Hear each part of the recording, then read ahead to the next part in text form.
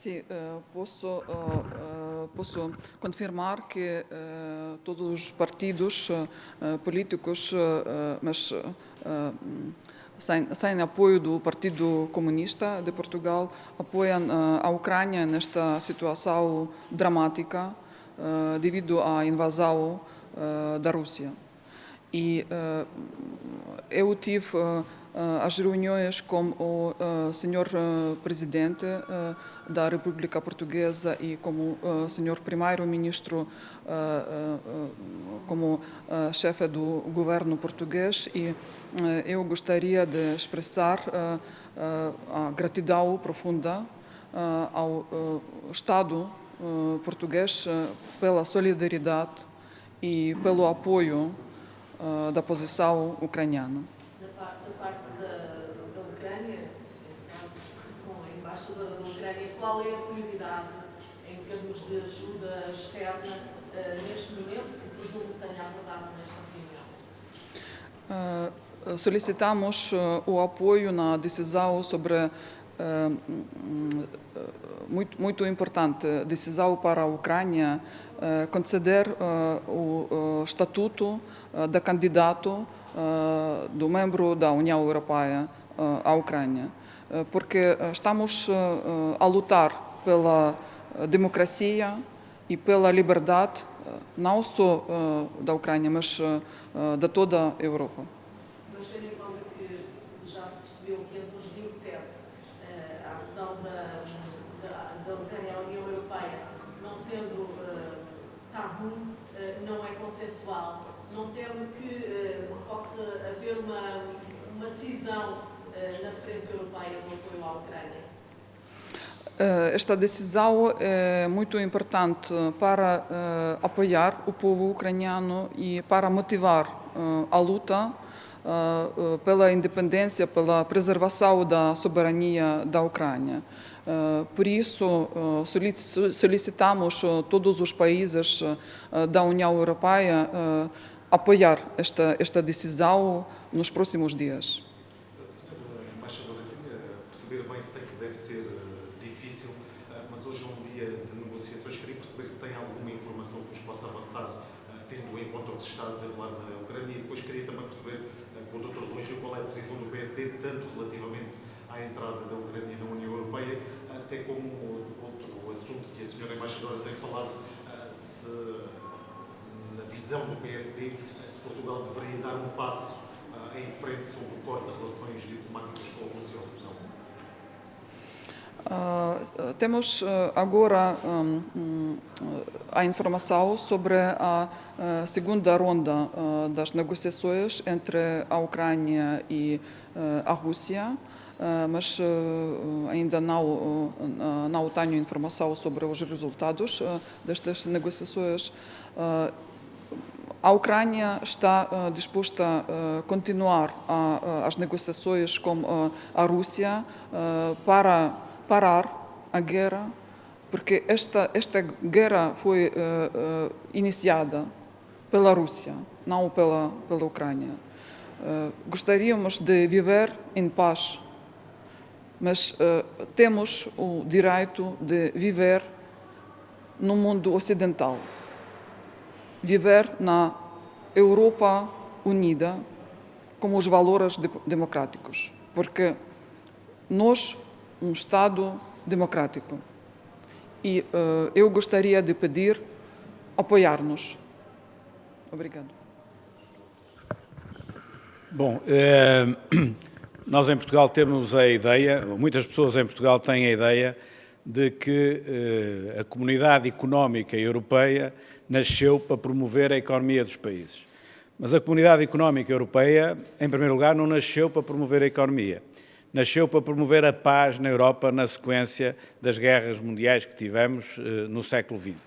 E, portanto, aquilo que está em causa neste momento, mais do que qualquer objetivo de natureza económica, é vir às origens daquilo que é hoje a União Europeia e da luta pela paz e pela liberdade.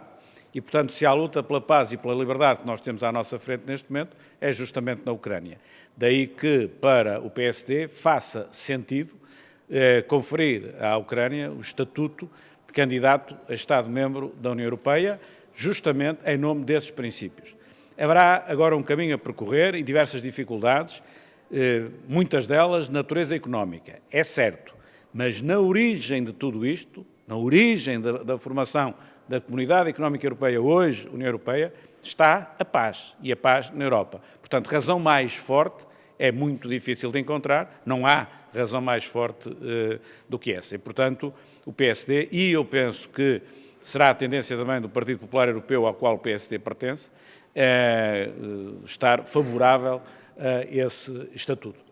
A adesão, em definitivo, isso é uma coisa que tem ainda um caminho muito grande a percorrer. Agora, nós também, ao fazermos isto, estamos justamente também a mostrar a Putin que está a conseguir exatamente o contrário daquilo que ele pretende, através da forma errada, completamente errada, como pretende atingir os seus objetivos. Ou seja, se nós olharmos a isto, que é a invasão da Ucrânia, um pouco antes, ou a partir do momento em que a invadiu realmente, tudo aquilo que Putin pretendia está a sair exatamente ao contrário.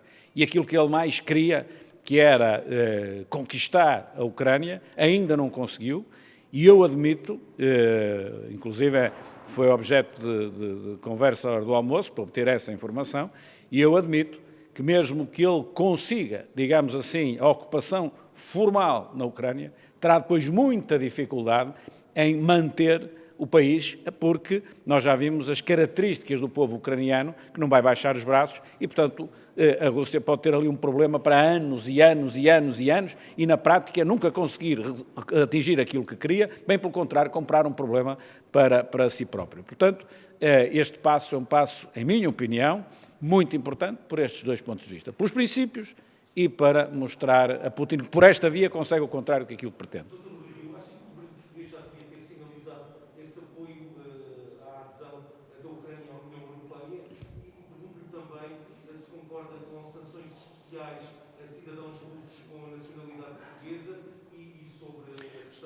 Uma de cada vez, que é para eu...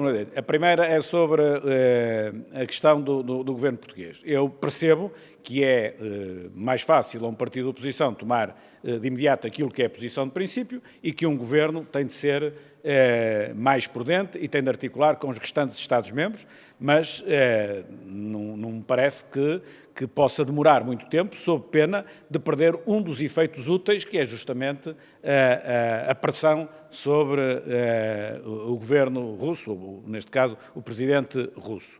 A sua questão segunda era? Sobre sanções especiais a cidadãos russos com nacionalidade. Eu penso que...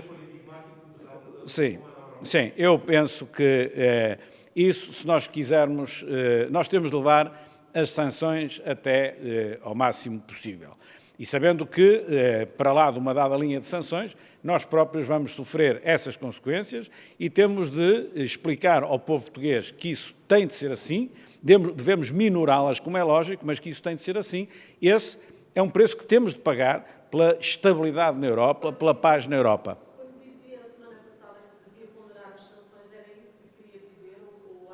Eu quando disse, a semana passada, disse ao jeito de 2 mais 2 igual a 4, não disse diferente disso. Ou seja, nós devemos levar as sanções ao máximo e, em paralelo, nós devemos procurar minorar os efeitos de bumerangue, não é, que têm sobre nós próprios. Não é? Dizer o contrário é capaz de ter pouca racionalidade, é dizer fazer de qualquer maneira e não ponderar nada. Quer dizer, não me parece que seja uma coisa muito inteligente.